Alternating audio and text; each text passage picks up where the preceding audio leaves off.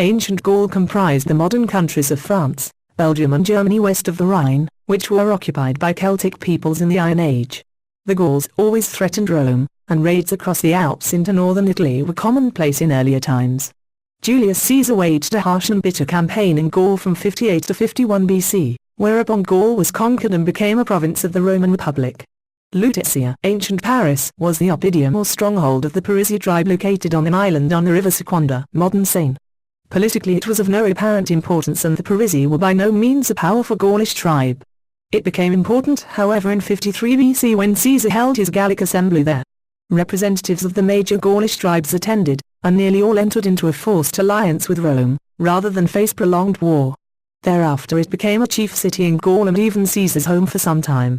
In his memoirs he refers to it as "my dear Lutetia." Its importance outlasted the Roman Empire and the Frankish king Clovis I declared it his capital in the 6th century AD. It has remained the capital of France ever since. Lutetia was founded in 53 BC by Julius Caesar to replace the pre-existing Gaulish stronghold, called an oppidum in Latin, of the Parisi Gauls. The Gaulish stronghold lay on an island, Ile de la Cité, in the middle of the marsh at a strategic confluence between the Seine, Marne, Oise and Loire rivers. Initially, a defensive wall was built around the fort, although the Gauls had probably already built one themselves. The Romans however constructed timber bridges on the same line as the modern bridges, Le Petit Pont and Le Grand Pont, which formed the thoroughfare known as Rue de la Cité today. What was once the Cardo of Rome and Lutetia is the main road that links the north and south banks of the Seine, crossing over Ile de la Cité today. A well-built road crossed over the marsh linking dry ground in the north to that of the south, but the Romans chose to found the hub of Lutetia on the strategically safer southern side of the river because it was closer to Rome. The residential parts of Rome and Lutetia are therefore to be found underneath the modern Latin Quarter, St. Genevieve and Montparnasse. Roman Lutetia thrived during the 1st, 2nd and 3rd centuries AD until the Roman Empire itself began to decline. At its peak, Roman Lutetia had a population of 6 to 9,000. Wheeler cannot give you a plan of Roman Lutetia because there isn't one. We can only try to trace the plan through a modern aerial photograph. Wheeler's black and white photograph is however dull and grey, so here is a color satellite image instead. The Forum, marked A, was located west of the modern Pantheon between the Cardo and the roughly parallel street of Boulevard Saint-Michel. A rectangular area of 530 by 330 feet. There was a temple of unknown dedication on the north end and a basilica, with an internal colonnade and a clerestory, on the south. Wheeler notes that the scheme with the Forum of Lutetia was close to the Vitruvian model. Actually, it is an earlier prototype that became the norm in Imperial Gaul. As parallels to Lutetia, Wheeler cites the Forum of Lugdunum Convenarum, founded by Pompey Magnus in 72 BC, at St. Bertrand de Comminges in Haut-Garonne, as well as the Forum of Augusta Treverorum, or Aosta, in Switzerland, which was founded in 44 BC. Returning however to Lutetia, Thermae, a bathhouse marked B on the plan, lay adjacent to the Forum. It was serviced by an aqueduct that brought water from 10 miles away to the south. Its aqueduct bridge crosses the Bièvre Valley at Arcueil, 5 kilometers from Paris.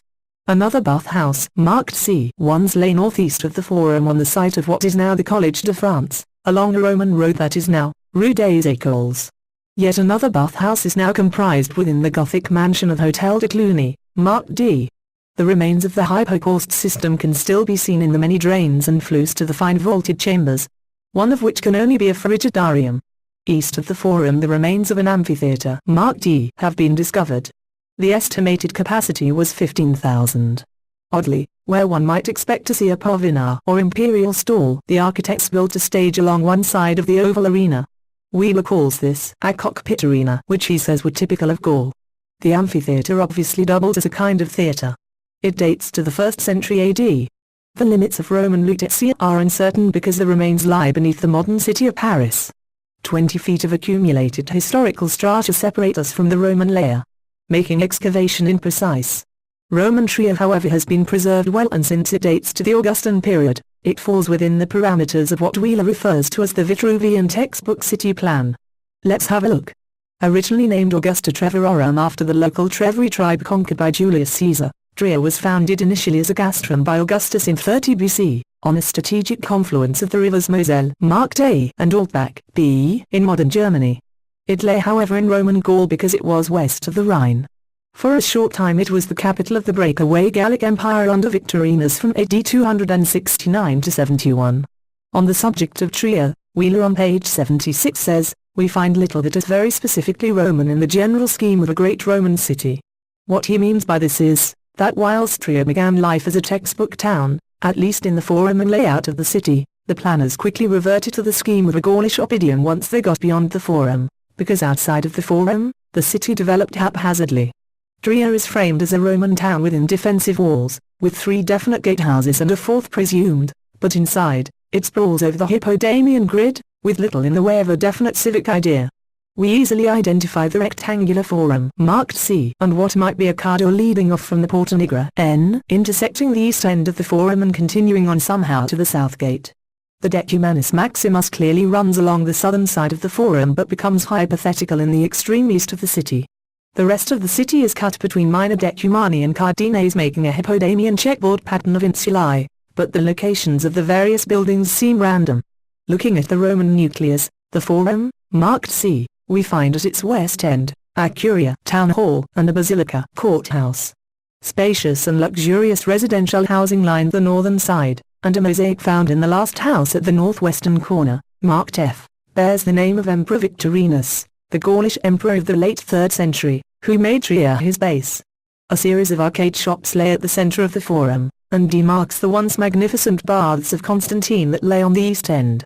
Wheeler says little about these baths, other than that they were located on the hypothetical Decumanus Maximus, and lay roughly in line with the amphitheatre, marked E, at the edge of town. Like the amphitheatre at Pompeii, the stone amphitheatre at Trier replaced an earlier timber version and was built into the city wall. But oddly, the eastern cavea protruded beyond the city wall. It had a capacity of 7,000, and was used well into the Christian era. We know for instance that Emperor Constantine slaughtered Frankish prisoners in it. To the north of the city we find G, Constantine's palace, and his basilica at H, the Aula Palatina. J is a temple quarter, probably of pre-Roman origin, in the southeast corner of the city, where the dominant type was the Romano-Celtic shrine, a square cella enclosed on all sides by a veranda, similar to those found in Caerwent in Britain. K near the west gate and the bridge across the Moselle is the site of the Bobrad Baths. We find traces of a circus, marked L, where we might expect, in the northeastern periphery of the town. On the opposite periphery, we find M, Horia warehouses. N, the Porta Nigra, or Black Gate, is the only one of the 4 gatehouses that survives. Though perhaps built on earlier remains, it dates to the 4th century AD, and shows just how tightly traffic into and out of the city could be controlled. Wheeler cites Constantine's Basilica, the Aula Palatina, in his commentary on basilicas. He notes on page 74, that in contrast to the Pompeian Basilica, it is an aulus apsidal building. It dates originally to about AD 300 but has been heavily restored over the centuries since then. It was built of brick but plastered on the outside to look gleaming white and was flanked on either side by colonnaded courts. The interior flooring was decorated with mosaics and the walls frescoed. The nave boasts a quay-story, a second story without a floor on the inside carrying a range of windows to illuminate the nave. It carried balconies on the outside overlooking the colonnaded courts on either side. A hypocaust provided central heating. The flues can still be seen in the interior below the ground floor windows. The basilica is accessed through a vestibule on the south side and would have originally focused on a tribunal, now the altar, in an apse on the north end. It served as the audience hall for Constantine's nearby palace. Today it is a church. That concludes Wheeler's commentary on Roman town planning in Gaul.